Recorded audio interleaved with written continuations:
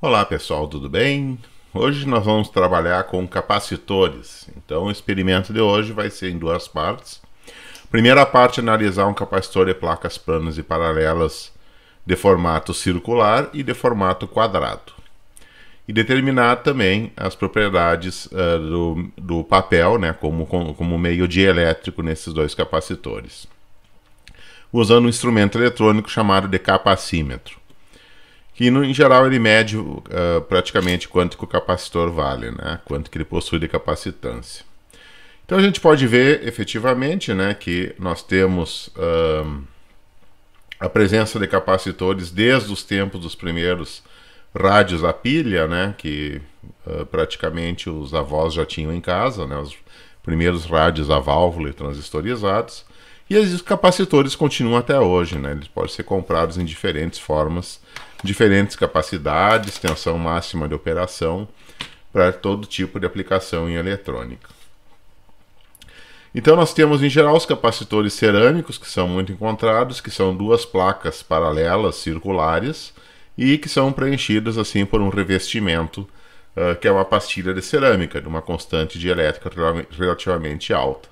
Então, nesses dois terminais, eles são praticamente depositados metalicamente em cima dessa superfície, né, dessa pastilha de cerâmica, e vocês vão ter as capacitâncias escritas. Então, 181 significa que é 1,8 e 1,0, né, 1,0. Então, 180 picofarad.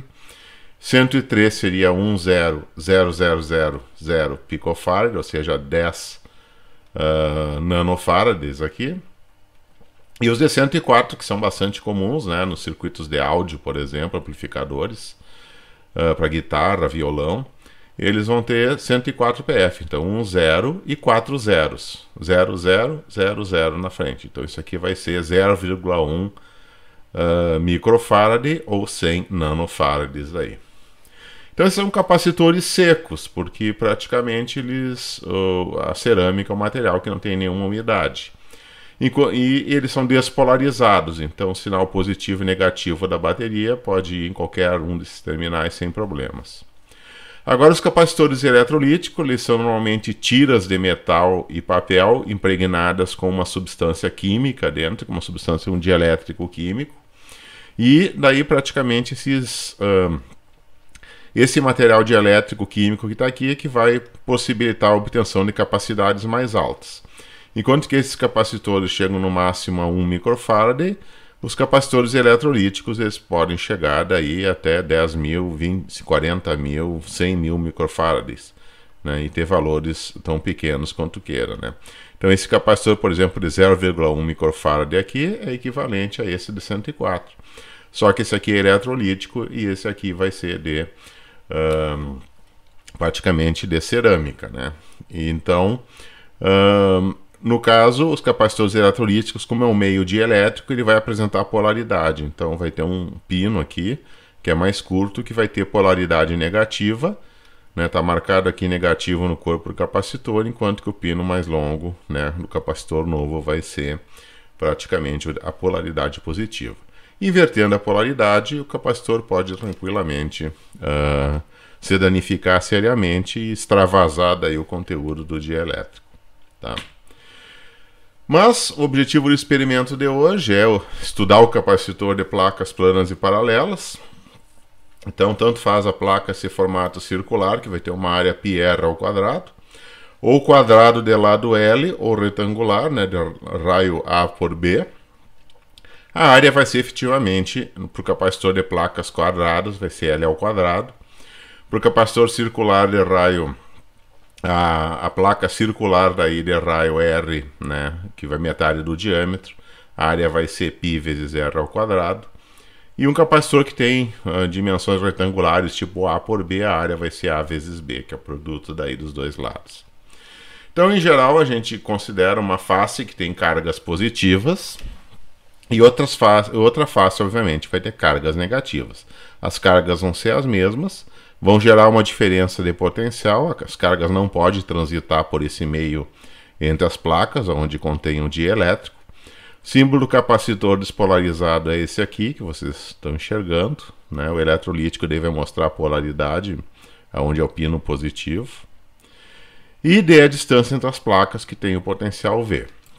Então a gente pode fazer análise usando a lei de Gauss e determinar praticamente o valor da capacidade.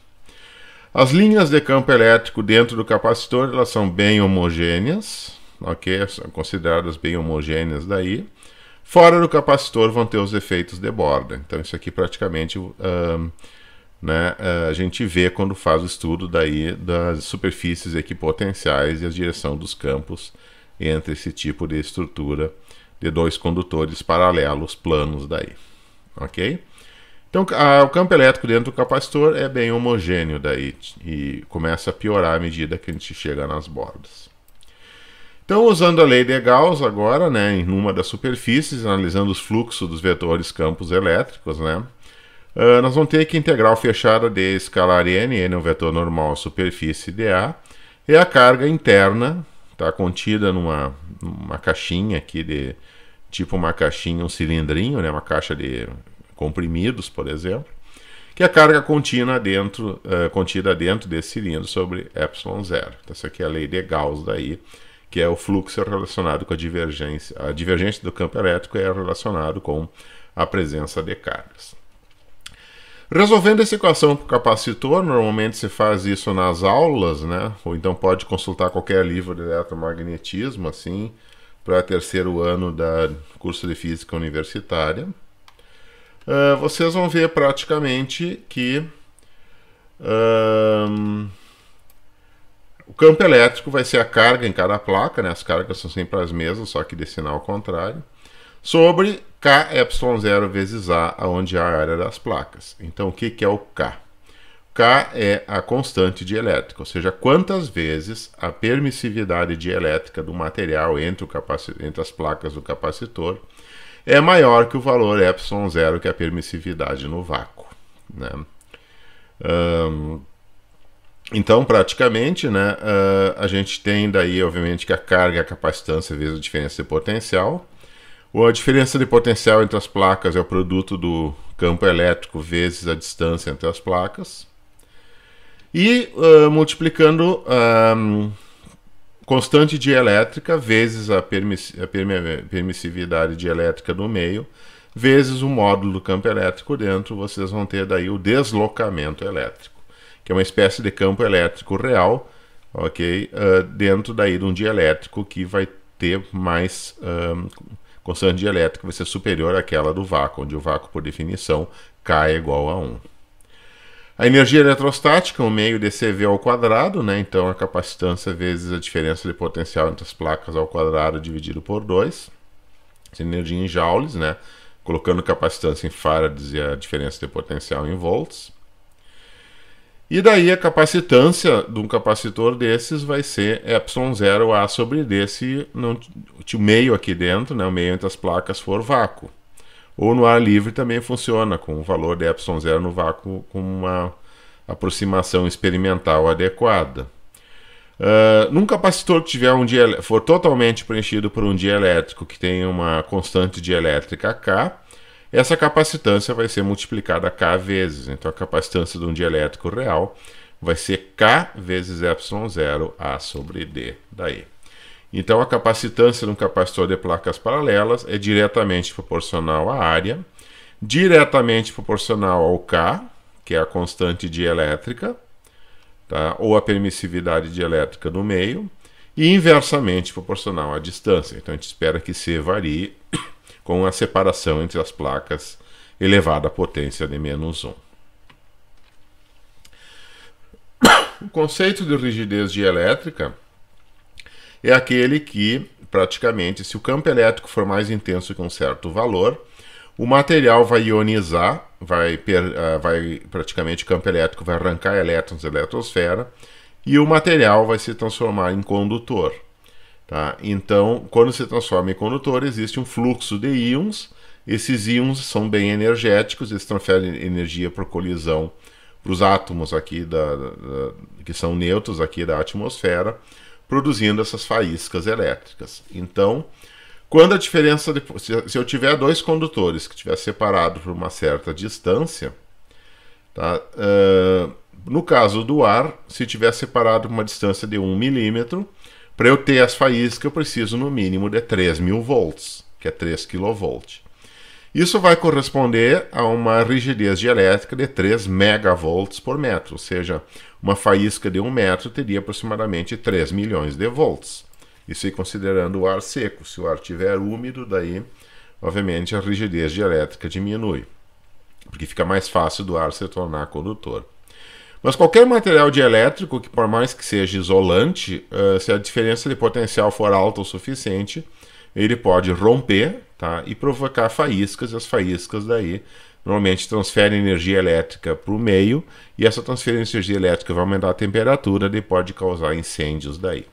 Aqui no caso nós temos na faísca a transformação efetivamente do nitrogênio livre da atmosfera e em plasma, então são correntes de plasma. E a gente sabe que o nitrogênio, quando ele é um plasma, ele é praticamente branco. Então, por isso que as faíscas são brancas, que é a mistura de oxigênio com nitrogênio praticamente. Ok?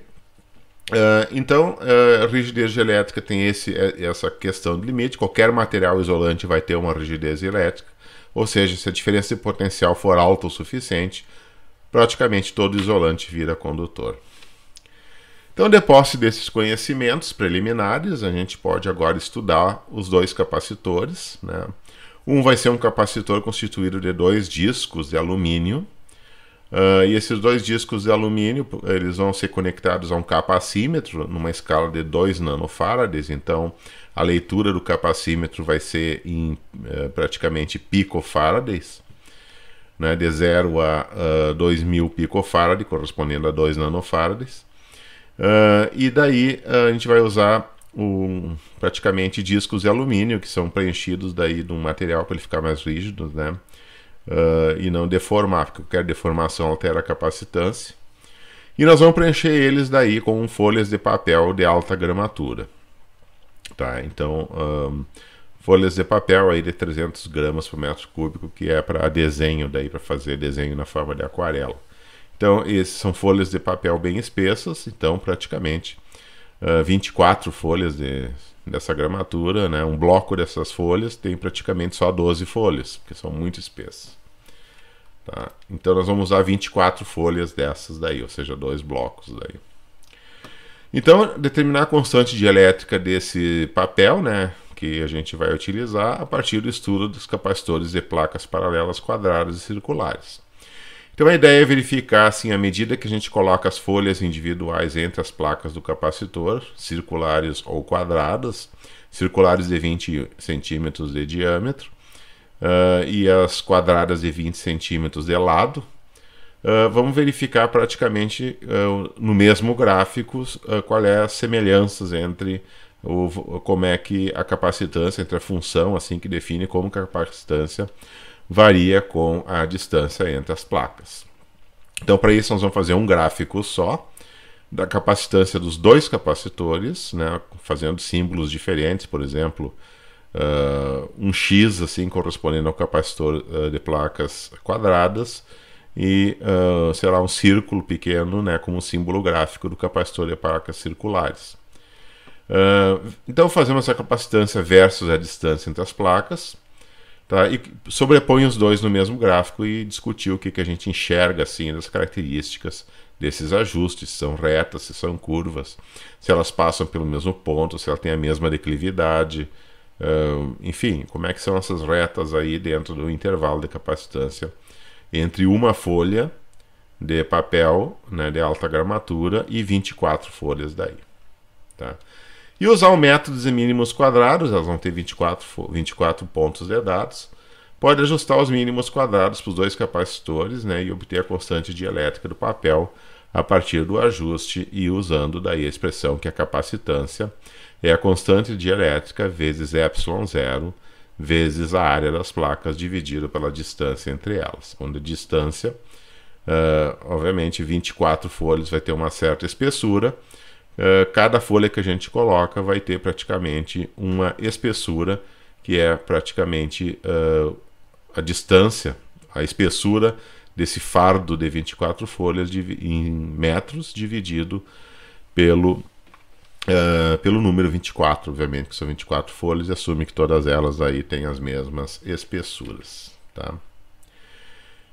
Ainda dentro da parte A, né, obviamente nós vamos imaginar que a gente tivesse que construir um capacitor de 100 picofarads de papel para uma determinada aplicação, e eu quero saber quantos volts que ele consegue segurar sem destruir o capacitor. Então, qual é a diferença de potencial máxima que esse capacitor vai suportar? Será que eu consigo botar 10.000 volts? Será que eu consigo colocar 100.000 volts? Será que eu consigo botar 50.000 volts? Ou até qual é a diferença de potencial máxima que ele suportaria? E se eu colocar só uma única folha de papel entre as placas, qual é que é a diferença de potencial que ele suportaria aí, sabendo que a rigidez de elétrico do papel é 16 megavolts por metro, tá? E é a mesma quantidade daí, é o mesmo número também dado em kilovolts por milímetro daí, né? Na hora de passar megavolts para kilovolts e metro para milímetro, fica praticamente o mesmo número, o fator de conversão é 1. Agora, se o capacitor de placas circulares for constituído por 5 folhas de papel, tá? Isso foi feito no experimento, a gente sabe a capacitância pela curva, né, da capacitância em função da separação, e a gente já conhece a constante dielétrica do papel, então calcule o módulo do vetor de deslocamento elétrico, usando a fórmula anterior, quando a diferença de potencial aplicada nos terminais for 1.200 volts. Então, só um exercício para que a gente consiga colocar daí o módulo do vetor de deslocamento elétrico, que foi visto em sala de aula, né, para o interior do dielétrico no capacitor daí. Então vamos ver o aparato experimental. Então vamos fazer uma medida agora do que a gente possui, tá? E depois vamos começar a coleta de dados, primeiro para o capacitor de placas circulares, né, e depois para o capacitor de placas quadradas. Vamos lá então coletar os dados para os gráficos e para o ajuste da reta daí.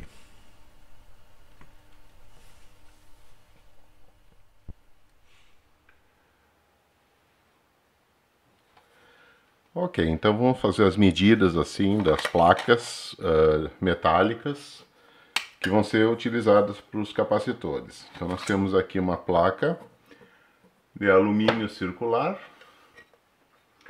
Essa placa de alumínio circular, ela vai ter exatamente essa distância aqui em centímetros.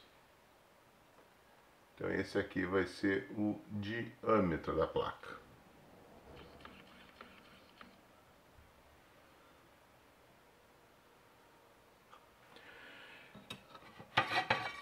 E para a placa daí de alumínio quadrada,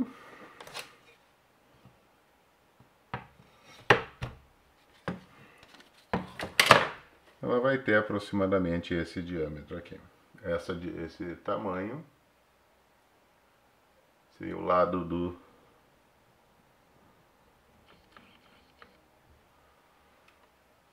essa distância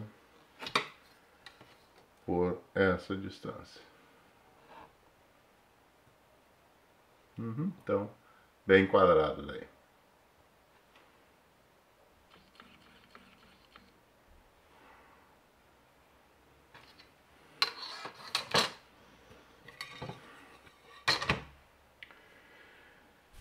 E aqui no caso o papel, um papel de gramatura 300 gramas por metro quadrado.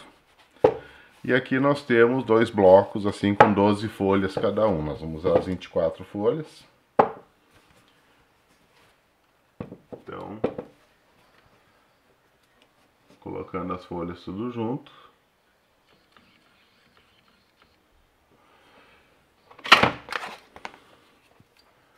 Nós podemos ver que 24 folhas vai corresponder a exatamente essa distância.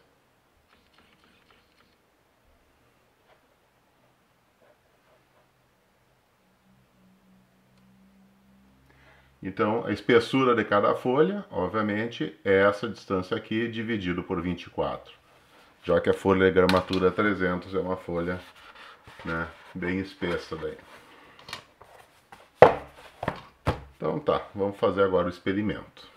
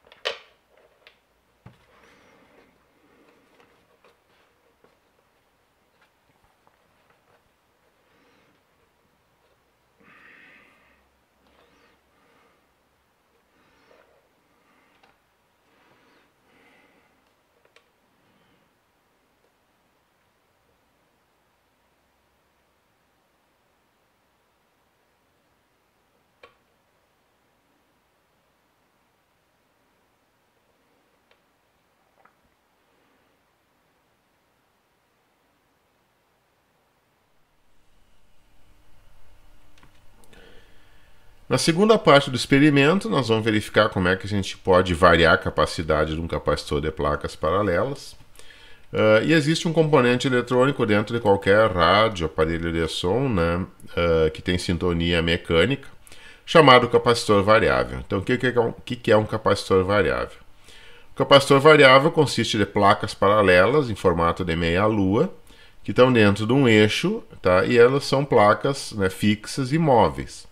As placas móveis são colocadas assim, são soldadas num eixo, né, presas eletricamente a um eixo, enquanto que as placas fixas elas são presas à carcaça aqui, tá? Mas só que por meio de um material assim que não possibilita o contato, é um material dielétrico rígido.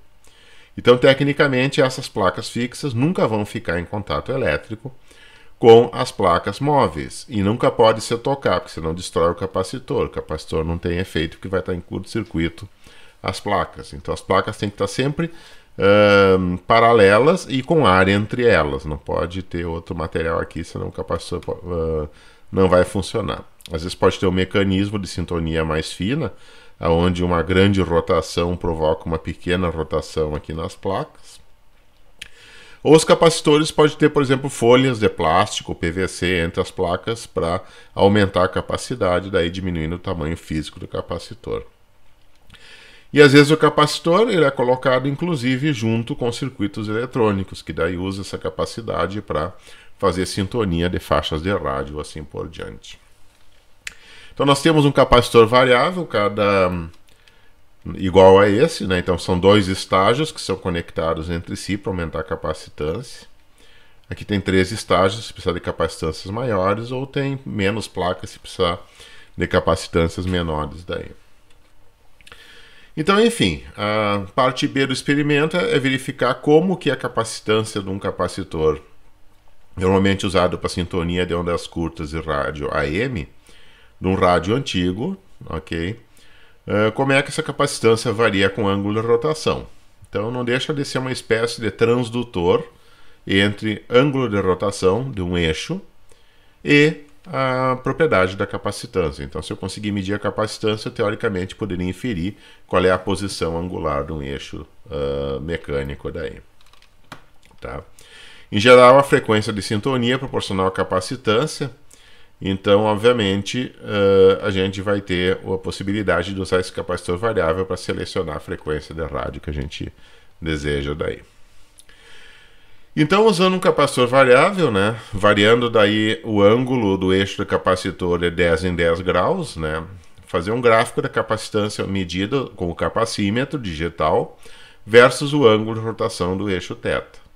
E tem que verificar se a capacitância, se a função da capacitância com ângulo de rotação, ela varia linearmente ou não.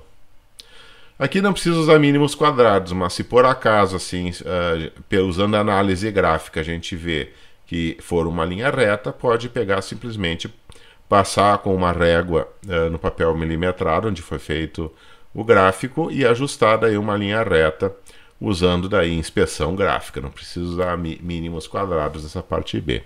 Mas na parte A do experimento, né, como a gente quer a constante dielétrica, o ajuste do papel, o ajuste tem que ser o mais preciso possível. Daí tem que usar uma reta de mínimos quadrados.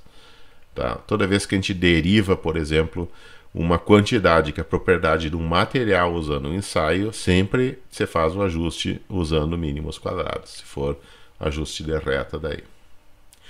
Então vamos dar uma olhadinha no aparato experimental, no nosso capacitor variável, que vai ter um eixo acoplado a um transferidor. O transferidor vai ter um ponteiro que vai indicar a posição dele, tá? E o capacímetro é conectado daí e praticamente a gente gira o eixo do capacitor variável de 10 em 10 graus e lê a capacitância e coleta os dados daí para fazer o gráfico em papel milimetrado. Vamos lá então fazer uma observação agora, né, do material e começar daí a coleta de dados. Vamos lá.